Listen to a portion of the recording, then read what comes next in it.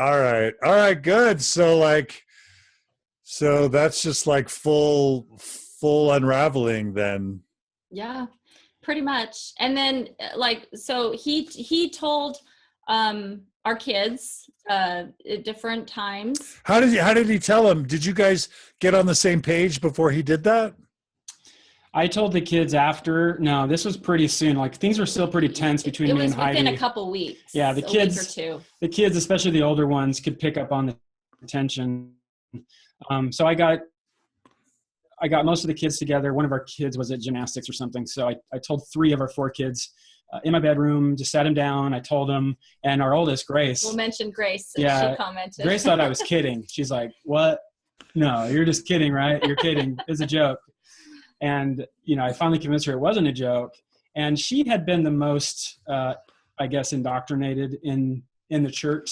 So she pushed back a little bit. She just started Young Women's. That was her first time going to girls' camp that year, I think. Or maybe that happened later. Anyway, so because she was 12. So she had just kind of been the most invested in it. So she struggled a little bit. By the time I got back from Iraq, she was a disbelieving atheist as well. Whoa. Yeah. How long were you in Iraq again? 7 months. Holy moly. Wow. Okay. Yeah, things cycled kind of quick after I left. The rest of the kids, like our oldest son, Noah, he didn't care. He was like, yeah, I think church is boring. I don't want to go.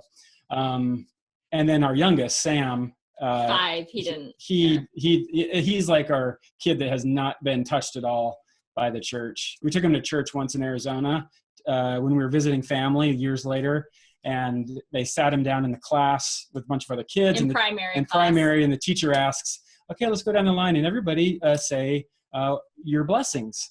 And no, they had to write down with crayons a list of blessings. Yeah. And they get to Sam and they're like, "Sam, what are your blessings?" And he's like, "What's a blessing?" And like, what do you mean by blessing? Like that was just like the terminology. Right. And if you think about it, if you weren't raised in the church with this idea that God gives you things and these things are called blessings, you wouldn't know what that word really meant. So, and then I told Isabel, our youngest daughter, later, just on there, we went for a walk, and I told her, well, I think that went well. What didn't go well was when I tried to tell my family. And I guess I would say that my situation with my family was, we had we loved each other. I didn't feel like my parents did not love me, but we weren't very close because I'm pretty independent. We'd been living away for years during our medical education, and we'd stayed connected mostly through like emails and very rare, phone calls. And so I just thought, and then another thing, I don't think I'm very good verbally. I think I do better if I write things out. That's sort of my strength. And I could take some time and write it out logically, and people would read it, and, they would know where I'm coming from. And so I decided that it would be best to write an email and send it out to the entire family. And your parents are. And my dad is the mission president in Africa at the time. And it didn't go well for obvious reasons. So that was a mistake. Even though I read my email now, and I don't think I said anything too offensive. I didn't try to convert anybody. I just wanted, the big thing for me was I didn't want them to think all the stereotypes of people who leave the church are true with me. I didn't leave because I was sinful, stealing money from the church, or having an affair, or looking at pornography, or wanting to drink coffee and alcohol. I left after a careful study and thought and prayer about the church. It was a careful process, and I wanted to try to get that out as unemotionally as possible. I just thought that my logic could at least create a little bit of space that they could listen to me later on. And it just went bad. It was a terrible thing. My emails went out to the family like, "Hey, Josh is just trying to convince you. Don't listen to him." Walls came up, the wagons circled. Yeah. And I tried to resolve these concerns that were popping up by more emails. I go back and I read these emails, and it's so painful because I just was making things worse. All the things that I was trying to avoid, those judgments, the alienation from family, the estrangement, it was just happening. And there was nothing that I could do to stop it. And that's exactly what I wanted to avoid. I wanted my family I wanted to continue those relationships and fix any of the problems that would pop up. But I couldn't do it because I was emo. And you did provide details, right, of why? Yeah, I did, Yeah. but I tried to avoid, like, did you know that Joseph Smith had 33 wives? And it just was like, here's my issues: polygamy, blacks in the priesthood. I won't go into details, but these are the things that caused me doubt and caused me to leave. It's so hard because, and I talk about this, I call it the Nephi Effect. And I wish the Book of Mormon had a female character or two to mention, that we could have a female hero in the Book of Mormon, but alas, there aren't that many. But it's this idea that if we're these Orthodox TBM righteous members, we get used to that status of being viewed as faithful, as strong, as courageous. And I think most of us feel like it's strength and courage and integrity that lead to the faith crisis, because it's not fun. It's not easy. It's a matter of doing what is right and letting the consequence follow. And at the same time, that's not how it's perceived by our family members. It's perceived by them as weakness and evil and sin. And so we desperately want to not lose our Nephi status by helping them just see that it was actually a matter of integrity and goodness and logic and truth. And that if you can just somehow explain that to them, then they'll go, oh my gosh, Josh and Heidi are actually brilliant, amazing, courageous people. But in reality, when you're in that mindset, there's no righteous way to leave the church. There's no truthful, courageous. It's got to be Satan. It's got to be sin. It's got to be deception. There's no other Mormon construct that allows a graceful exit to be possible. And this is where once Thomas McConkie a long time ago said to me, a cult is any organization that won't let you leave with your dignity intact. And I'm not saying the church is a cult. What I'm saying is that there's no conception of an Orthodox Mormon of anyone who could leave the church with integrity and dignity. Right. And I think that was something that I was responding to as well, because I predicted that would happen. I had earned a lot of status in my family and in my community. I was respected. People looked up to me. They thought I was really smart. And now I could see how, because I left the church, all that would tumble. And so my reputation was at risk. We were laughing the other night. I feel a lot like Alexander Hamilton when I read his book, not his book, but the book about Alexander Hamilton, and really just got immersed in the play. And there's that scene when he writes the Reynolds pamphlet. He's accused of stealing money from the treasury, and he doesn't want to be accused of stealing. So he says, no. I was actually paying off Mariah Reynolds' husband, who I was having sex with. Mariah Reynolds. And he just spilled. It's the first political sexual scandal in America, and it just goes over terribly for Alexander Hamilton. And that's sort of, I think, what I was making the same mistake, thinking that I could write my way out of this event by just being honest and telling people, what was in my heart, and they would understand. And well, it didn't go well for him. It didn't go well for me. Never going to be president now. Never going to be president now. Yeah. And yeah, I think there's one standard rule in coming out to family and friends, which is less is more. Yeah. Yeah. Yep. We learned that the hard way. I sometimes counsel people now, just like, hey, we don't feel about the church like we used to, but we love you, and it's okay if we never talk about it again. Yeah. Like that's a perfectly acceptable coming out letter to me now, and even I even ask people to consider an extra burden, which is to say, but please don't think of us as scary. We'll never ever talk to you about the church again. We support your belief. We'll fight for your beliefs. Almost going overboard on the reassurance and saying almost nothing about actually what happened. Because the truth is, 95% of believers don't want to know. And those who say they want to know, don't want to know. And if you tell them, they're going to fight you, or it's just going to make things worse, even if they ask. And so I tell people, make them earn the details. And it's much better to refer them, like, oh, okay, you want to know? Go, I don't want to mess with your faith, but if you really want to know, it's your 10th time asking me, okay, go read Fawn Brody or go read CES Letter.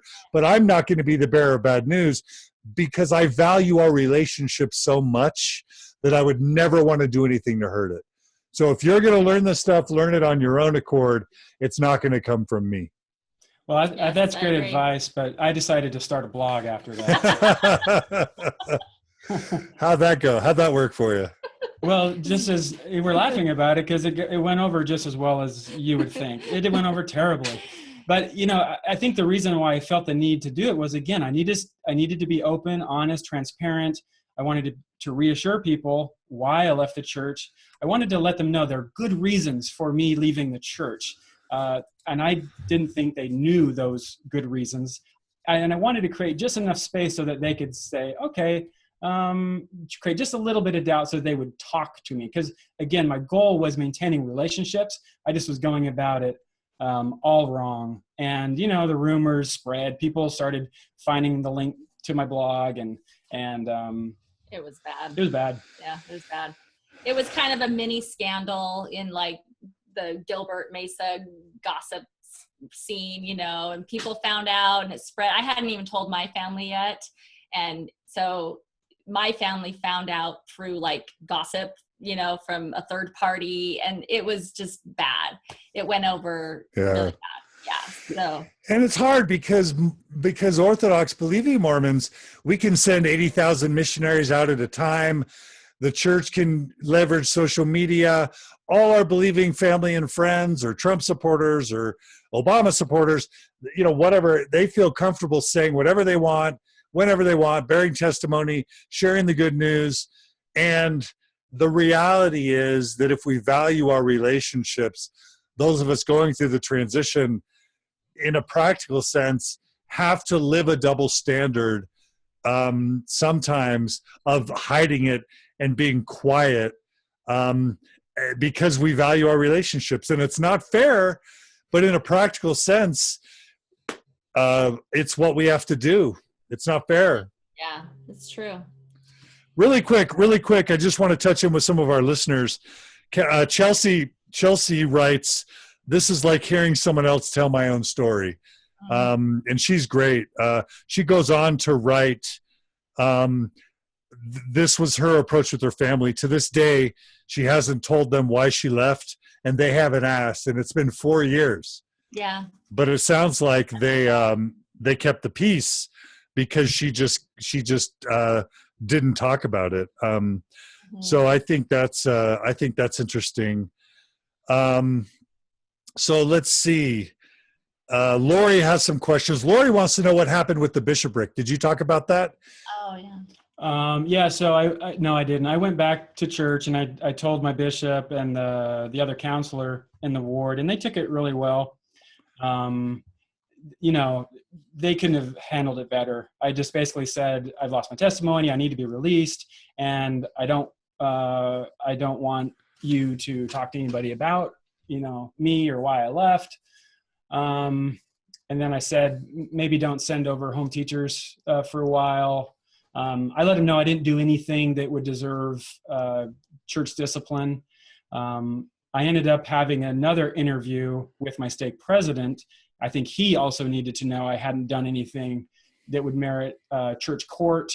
And I actually met with our general authority, who was the area president in the South. Oh, wow. What was that like? His Elder Posey was his name. Apparently the way it came about was that Elder... So my parents were friends with Elder LeSueur, who's a friend from Arizona. He was my stake president for a time. He was in the second quorum, I think. And I think he may have called in a favor for my family to Elder Eyring, who Elder Eyring called President Eyring. Right? I'm sorry. Is it President Yeah, President Eyring. I don't even know now. Called Elder Posey. And so I got the call. And so the reason I would just say that is it was a very nice thing to do for, you know, his parents have often said, you know, the leaders of the church are, you know, they can seem like they're very removed from the general populace, but when people ask and they have opportunities, they will go out of their way to try to help people one-on-one. And so, you know, it was a very nice attempt. It was a nice gesture to send whatever his name was. Yeah, but absolutely unhelpful, because, you know, I brought up my concerns. They had nothing other than their testimony. This was really before. I went with them. Yeah, I insisted that she come with me in the interview. Isn't that crazy? You'd think these 70s general authorities would be world experts in resolving these issues. He was so nice, but he had nothing to offer. So yeah, that's so. Other than just being super, super nice, he was very nice. Yeah, that's hard. That was that. The ward handled it well. Yeah, good reactions from the ward. It's good that your bishop or stake president didn't view you as this big threat. You know, like I've heard a bad reaction is like, okay, we're calling a disciplinary council on you because you're going to lead people away just because you left the church, you know. He actually even sent out a letter to the members of our ward, and the stake president knew, right? Yeah, that you were going to do I it. told And the stake president I was going to do it, and he said he was a little concerned. He asked me what was going to be in it, and I just, you know, I said I'm concerned what people will think. I don't want them to think anything negative. I'm just going to say, you know, don't assume these things. You didn't go into detail. You know, support my family. They're going to continue to come to church.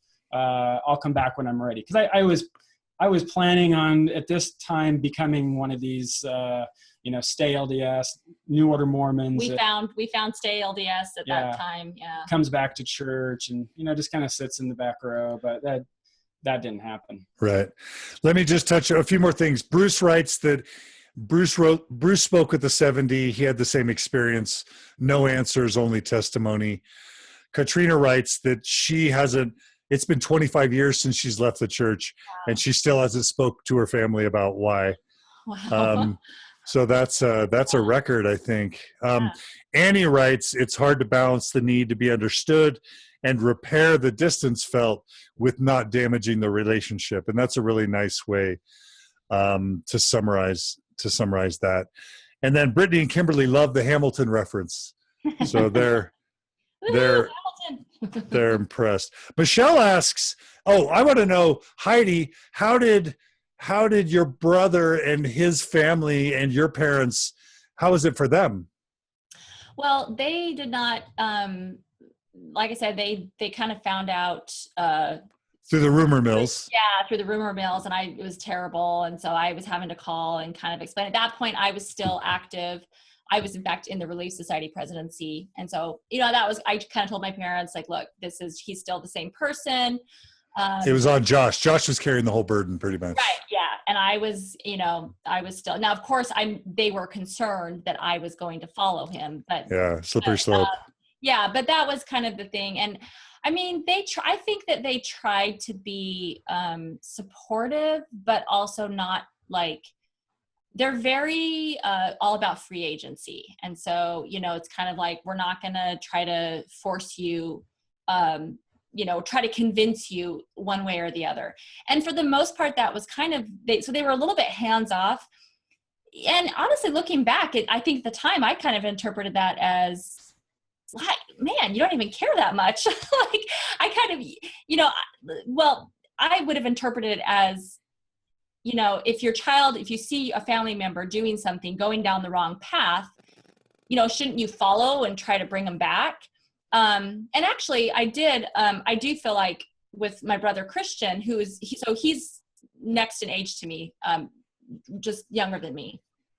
So we, you know, grew up together pretty close, and he was the only family member who really did try to kind of rescue us. Rescue, you know, kind of like reach out and like, what's going on? I want to talk about it, or, you know, kind of checking in, like, what are you doing? And I remember at the time being bothered by that and kind of was like, you know, We'll talk about the phone calls to the bishop. Oh yeah.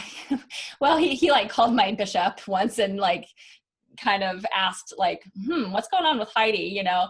And, you know, my bishop told me about this and I was like, what? You know, and I was really mad about it.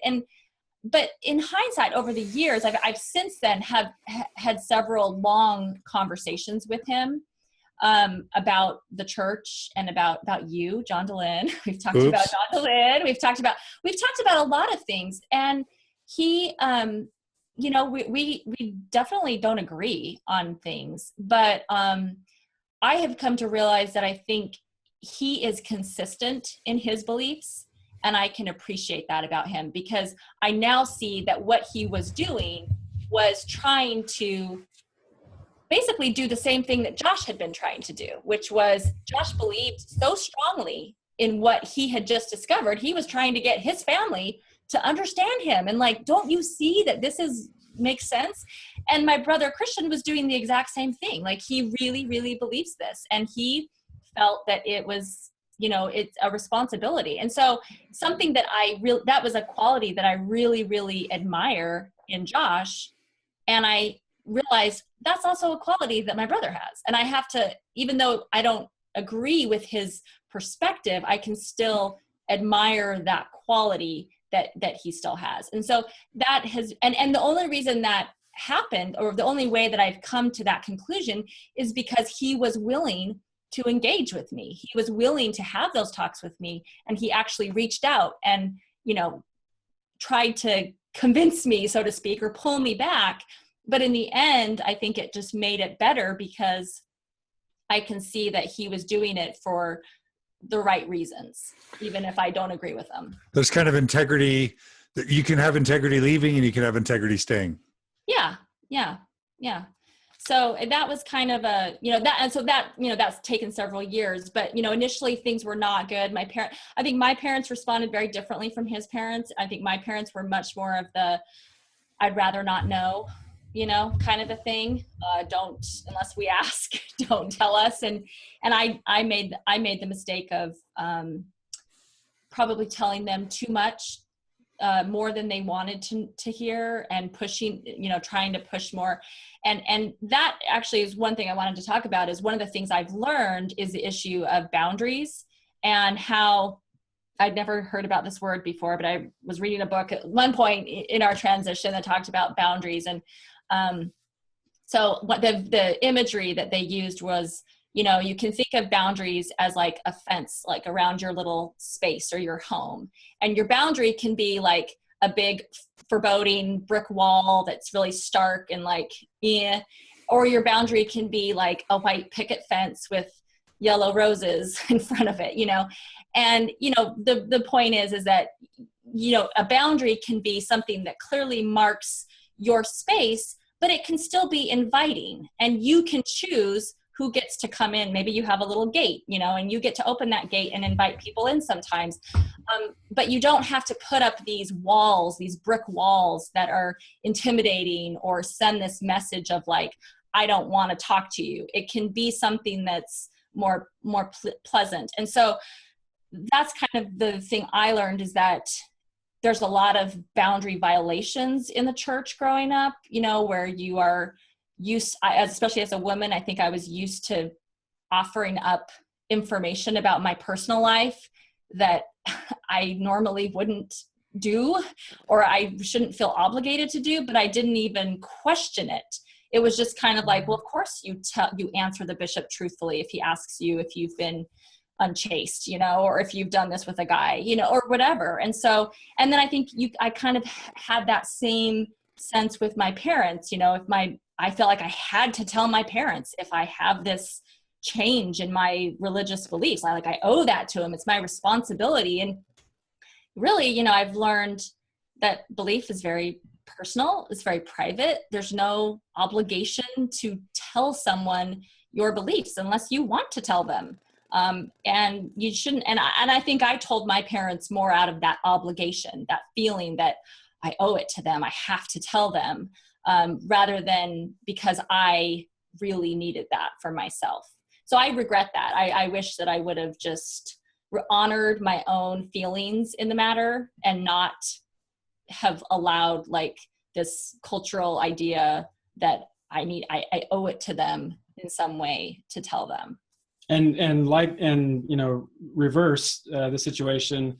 I think parents and family feel, at least ours did, I think there were some boundary violations the other way too, because they thought that they needed to kind of come in and at least save the kids or save Heidi. And so we had some negative interactions with the family about that. And so we learned, hey, there's this thing called boundaries. And so we created boundaries like, okay, this is stuff that you should not talk about. Don't talk about, you know, hey, when are you going to get baptized, Isabel? Yeah. And we maybe did that a little too forcefully at first. Mm-hmm. You know, I mean, we did try to create clear boundaries, but I think they interpreted it as, we don't ever want to talk about anything, like don't bring up religion in front of us kind of a thing. When in reality, that's not what we really meant. We just meant we don't want you to pressure our kids, you know, or, you know, indirectly pressure our kids to be religious. So that kind of took time to figure out, and, you know, there's a lot of misunderstandings. Just like it was important for me to give Heidi time and space to process all this, I think it's important that we give our families time and space as well, and only give them the information that they want. Like you said, I think that was a big learning curve. And I was trying to accelerate the process with my family as well. I was trying to have these big discussions with my parents, especially, just because I didn't want to have the relationship become estranged. I wanted to be honest with them. You know, we're not Italian, but I think we have a little bit of Italian blood in us. We're just very open, honest, and that's what we always did. But as soon as I found myself on the outside of the tribe, so to speak, I noticed these walls and barriers coming up, and I was trying to break them down by having honest, open conversations. But really what I needed to do was just sit back, allow them time to process, and then initiate conversations on their own. And in the meantime, try to spend meaningful time together in other ways that have nothing to do with the church. And that was really hard for us because we lived in Georgia, right? And so we don't see them very often. And so that was, you know, we've often talked about that, how different things would have been in our transition if we had been living by family. But the fact that we were so far away, it made it extra hard. So, and yeah, just one other thing I'll add is that I was being a little bit bipolar on this issue with my family too, because I would try to get them to engage in conversations.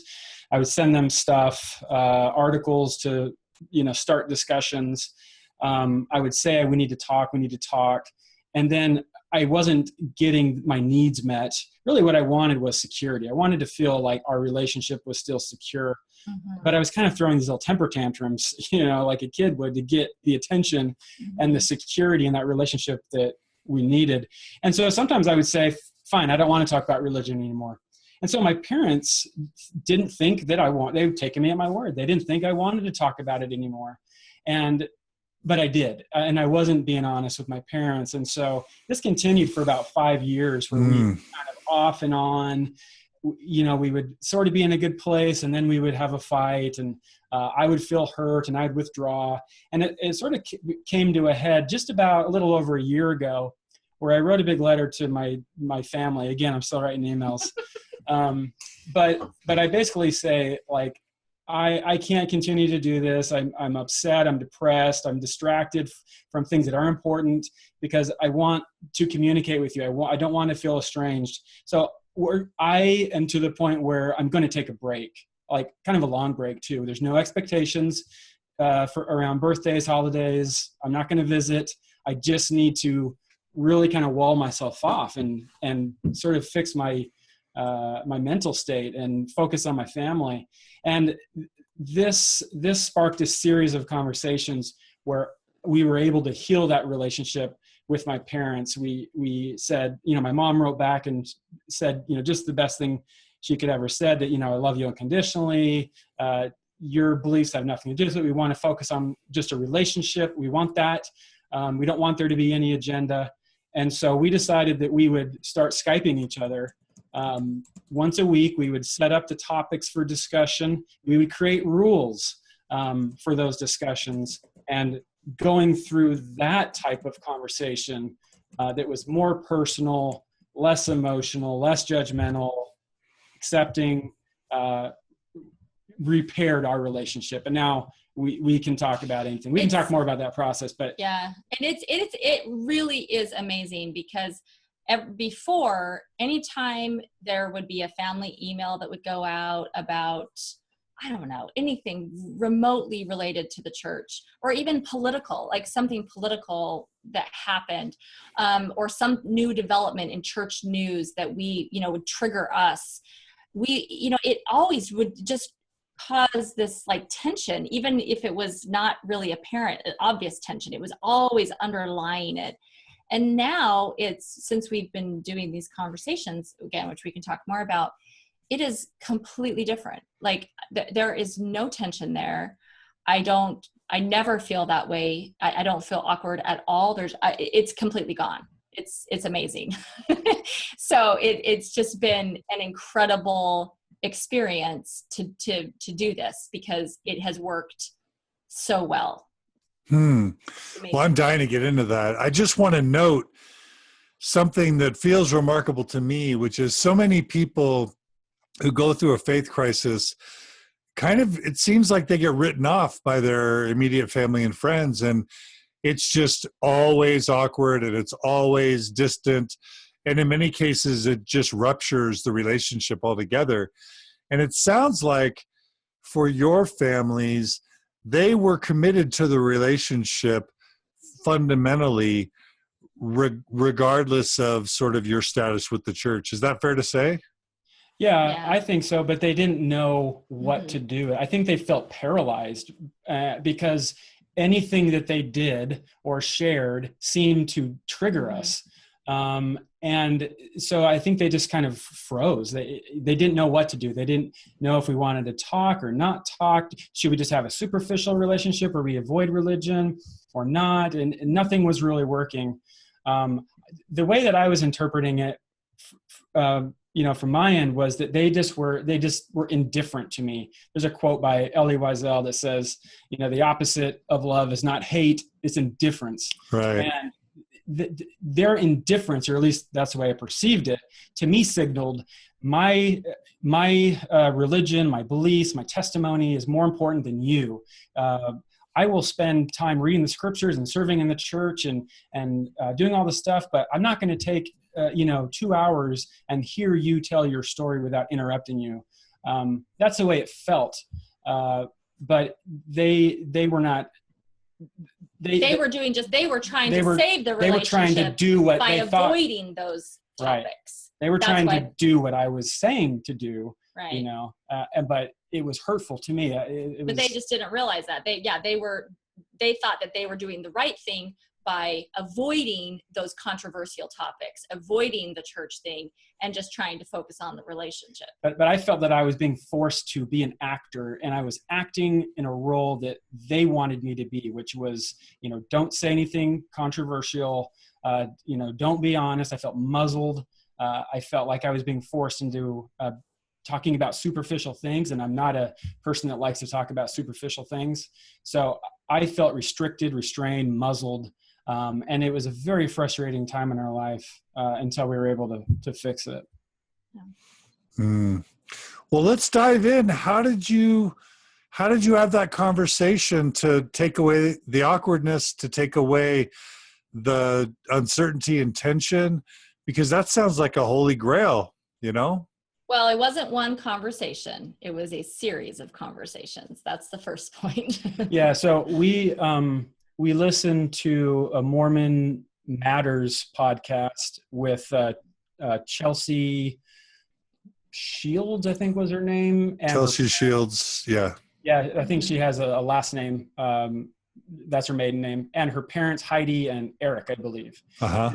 It was this podcast about mutual respect and building relationships despite differences of religious opinion.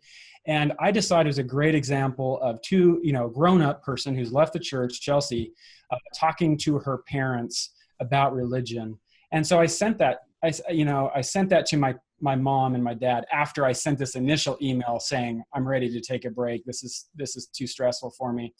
And they listened to it. They thought it was very helpful. Can I add something to that? Mm-hmm. Before that they responded, I do think this is important. He mentioned that his mom responded to his email with her response was perfect. It was great. It was just what he needed to hear.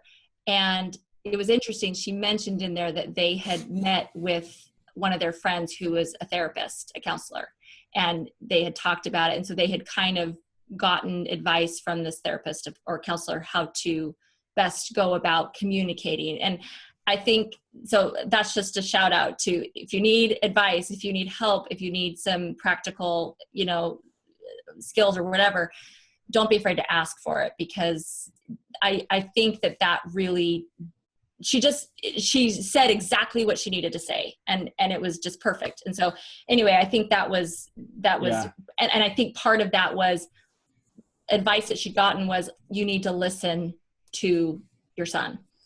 And that's why they were willing to listen to this podcast. Right. And they did get some valuable advice. I then sent them, they both listened to the podcast. They thought it was great.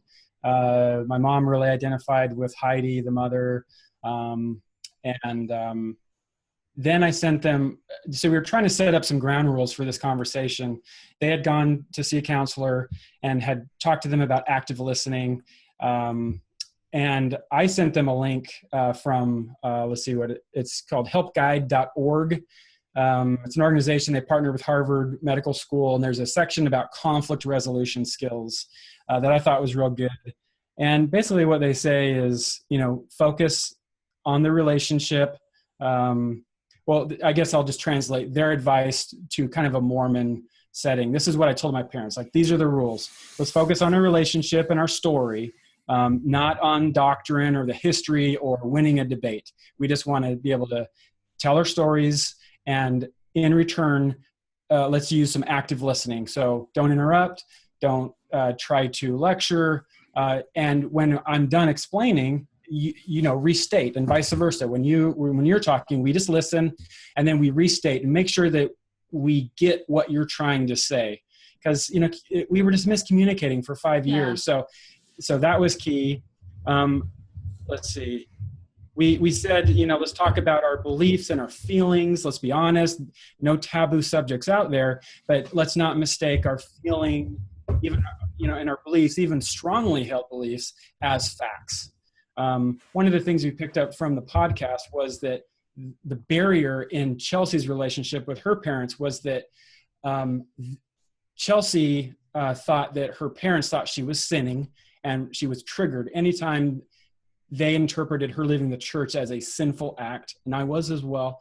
And Chelsea's parents were triggered whenever they felt they were being called dumb or stupid, that there's something stupid about religion or Mormon doctrine. That dynamic was very applicable to our situation. I said, let's avoid negative emotions. If we start to feel anger, sadness, frustration, creep into the conversations, let's, recognize them, maybe take a break. Again, don't try to win a debate. No agenda.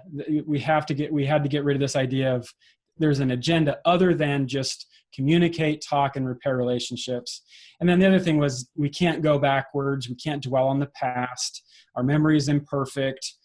Let's just be willing to forgive, understand that we went about this wrong. I did for sure, and they did some things that they wish they could have changed as well. And then, and active listening, which we already talked about. So those were kind of our ground rules. And then they agreed to them. We kind of went back and forth just a little bit about some of the rules. So we both came to the table with this shared mental model of how the discussions were going to go, backed up by, some good social science research about conflict resolution. And then we decided on topics that we were going to talk about. And my topics were, number one, our relationship needs, difficulties in the past, how we're going to go forward. Number two, my religious journey. I just needed to tell my story. That's what he'd been trying to do in the emails all those years. Over and over and over and over. I just want to be heard, right? Yeah, Just wanna be heard. yeah.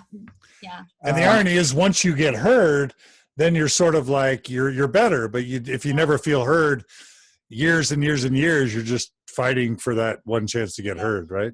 Yeah, exactly. Yeah. Number 3, I wanted to allow my parents to tell me their experience and their reaction to my own faith journey, because I didn't fully understand the pain and the frustration they were going through, and so we were just going to listen.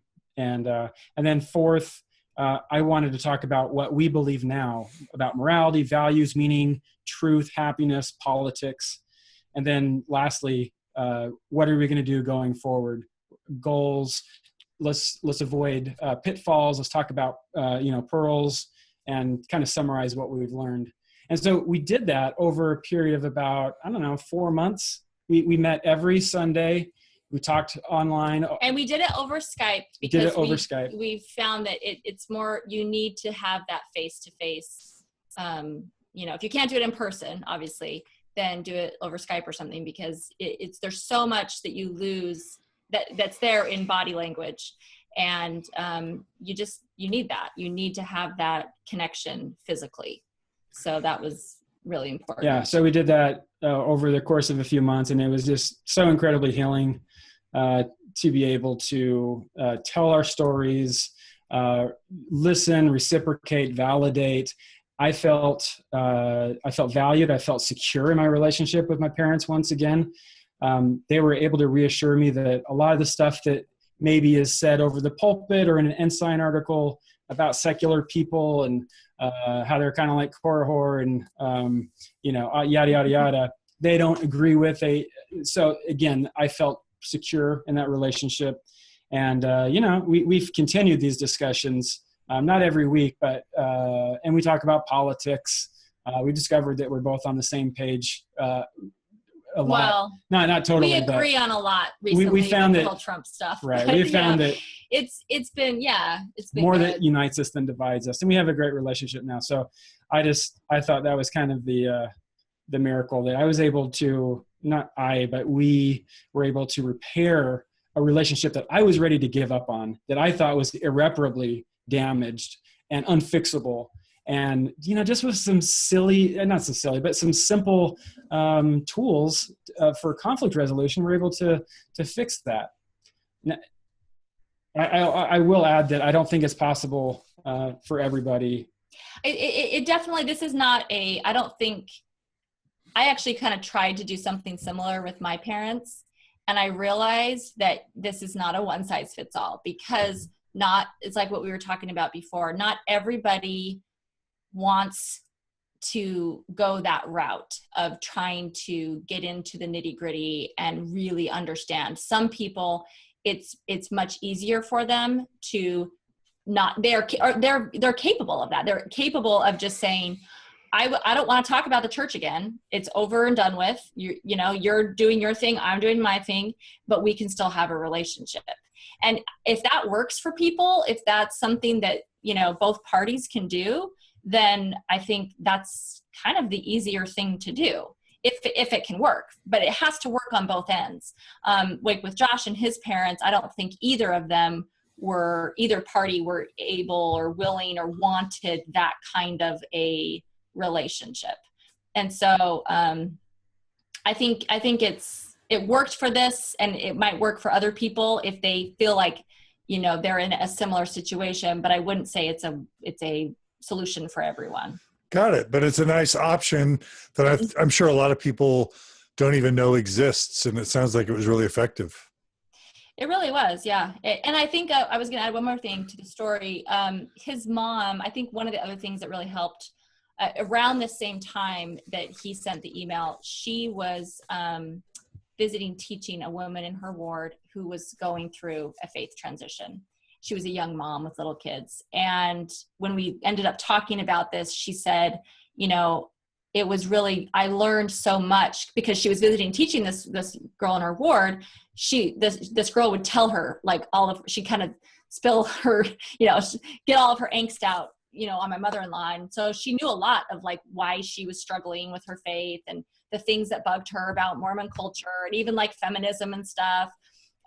being a woman in the church. And so all of these kind of millennial type issues that are going on right now, she was talking to my mother-in-law about. And so that kind of personal experience of her being able to listen to that, that woman's experience, but it's not her own daughter. It's not, it's a little bit There's distance there. So she could kind of listen and be like, I get where you're coming from. Like, I want you to stay and all these things, but she was able to understand it better. And so she brought that to the table when we were talking about Josh too, because now she suddenly had this other perspective that she could kind of add to this picture of, okay, what does it look like for someone who leaves the church? And so that was, I think, that was helpful to the situation. Will you guys make sure and share with us links to both the Chelsea Shields thing and the Harvard Rules of Healthy Communication, or whatever those things were?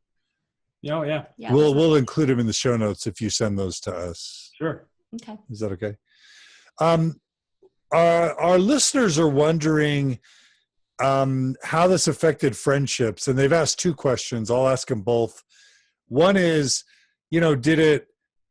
did you lose friendships over this? You talked about these amazing friends in San Diego and other places. Did you lose friends over this? Did you have other friends that experienced this stuff with you? So that's kind of one part of the question. And then the other part of the question is, have people come out to you since seeking help and support through their transition because they knew you were out? So first part and then the second part of the question. It's actually three parts of the question. So yes, as far as losing friends, not really. I mean, I think a lot of it, we happened to move, right when we were leaving. So we were physically being separated from our friends in San Antonio. So that, and being in the military, we're kind of used to having long distance friendships anyway, because people move. I don't feel like I lost any friends, but I did have one of my friends, one of my close friends from San Antonio, when I called her and told her that, I was leaving the church. We joke about it now because she said that she basically tried to break up with me. And she kind of said like, oh, I don't even know that we're going to even have anything in common anymore, because I just felt like so much of our friendship was based around this common identity of being Mormons. And I just called her out on it. I'm like, no, you can't break up with me. We have a better bond than that. We have so much that bonds us together. Like, it doesn't matter. And anyway, we kind of talked about it and she was like, yeah, you're right. And so, we've been able to, actually, she has since left the church. So that's actually not even an issue now. But no, I mean, I've had several, so I don't feel like I lost any friends because of the church necessarily, but I'm also the kind of person that has my close friends, and those are the ones that I keep in my life. And most of my close friends from those days in the church have actually left the church by now, I think. So on their own accord, not because of anything that I did, but quite a few have ended up out of the church. And what was the other part of the question? Have people, like, since learning that you've come out, kind of come to you as they confided in you to get support? You're talking about Liz a little. Yeah, my sister has a little. I'm trying to, before I go into that, any friends? I can't really think of any friends per se that have. They might now. Maybe. I mean, we're pretty open about it. It's not a secret at this point. No, so I actually have a younger sister who is also going through a faith transition right now, and so that's been really bonding for us to be able to, talk and stuff. And she, I think she did come to me initially when she was first finding out things that she didn't know about the church. And I think I kind of did exactly what you had been saying earlier, John, that I was very reluctant to give her any kind of information. She would vent to me. She kind of had a feminist awakening, and she was venting to me about the patriarchy and all this stuff. And I would listen and I would empathize. And then, she'd ask me a question about Joseph Smith or polygamy or something, and I'd kind of tell her like the facts, and then I'd recommend, go read this, you know, or whatever. And just because I didn't want to be responsible, you know, to be the person that ever was responsible for someone losing their faith. It's hard. It's a hard thing to do. And if you're kind of happy and it's working for you and your life is good, I have no desire to change that or disrupt that in any way. I know some people don't agree with that, but that's just me personally. I would never want to change that for someone. And so, so that was kind of that experience, but she's just kind of gone on her own journey, and it's been great because I've been able to be there for her and listen, and we've really bonded and shared a lot of experiences together and stuff, but it's not, I don't know. I don't know if that answers the question. Sure. No, that's great. What a great thing to be able to support a family member. Yeah, it's been really great. Yeah, it's been great.